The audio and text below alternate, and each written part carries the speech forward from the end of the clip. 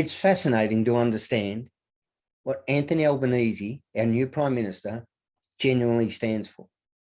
We're just 3 weeks into Anthony Albanese's Prime Ministership, and the boy from humble beginnings is now strutting the world stage. And that's not bad for someone who wears Struggle Street as a badge of honour. As PM, though, he needs to be careful that arrogance doesn't infiltrate his effusive personality. Just this week, the bold, tough-talking boy from Sydney's inner west stood up to Russian President Vladimir Putin. Alban seems to believe that he's posturing about attending the G20 Summit, even if Putin is in attendance, is diplomatically appealing.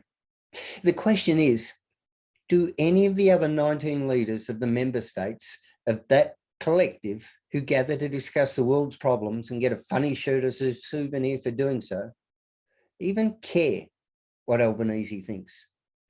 Probably not. Does Albo think it makes him look powerful, not wanting to acknowledge Putin's existence? Remember when Tony Abbott threatened to shirt front Putin and was rightfully pilloried for such a ridiculous statement that is the antithesis of effective or acceptable diplomatic efforts?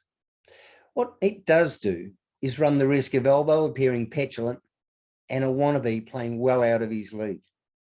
Rather than build relationships, Albo thinks how he is behaving is acceptable leadership to shun Putin.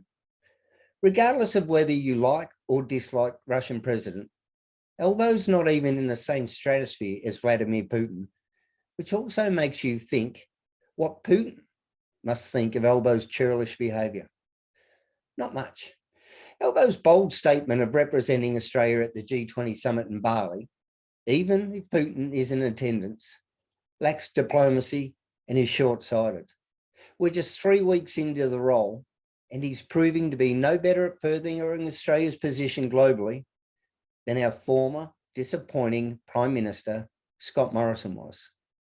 Morrison was a monumental failure who was also driven by arrogance.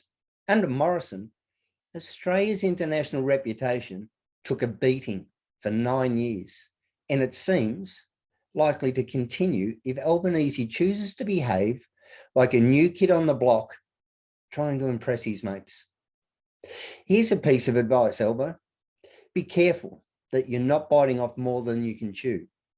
If our Prime Minister is serious with his feelings about Putin and the Russian-Ukraine war, then Albo should have boycotted the G20 Summit.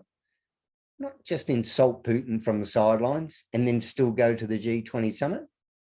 He should show he's a leader of conviction, a man prepared to demonstrate with his feet rather than grandstand.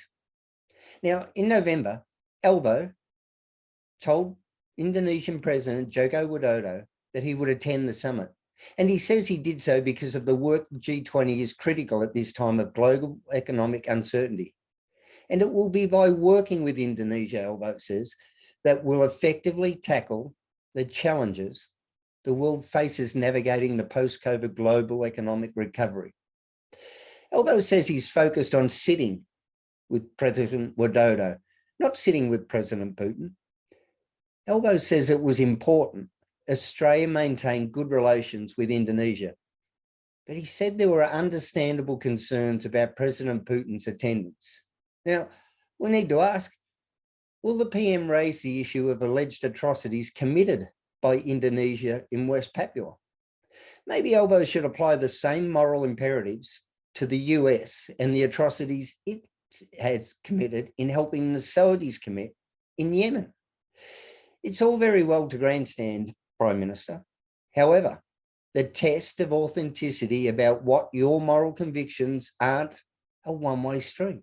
Ignoring the actions of an ally makes Albo's condemnation of Putin and Russia hollow. If our Prime Minister wants to be taken seriously as a world leader and as a man of true moral conviction, he must call out the Americans, the Saudis, and the Indonesians. He must be equally as critical of the US and Joe Biden as he is of Putin and Russia. But then again, duplicity speaks many languages. As for Prime Minister Scott Morrison, declaring it's a step too far to share the summit table with Mr. Putin when Russian troops have been accused of committing war crimes in their invasion of Ukraine. He should retire gracefully and take that long-awaited family trip to Hawaii. Now, if our Prime Minister is so vehemently opposed to Russia and Putin, then he should, if his moral compass actually works, be damning of Biden, the US, and the Saudis, and even speak up about Indonesia's incursions into West Papua. If you believe in Albo's sincerity, then you believe Morrison was a great Prime Minister who served Australia well.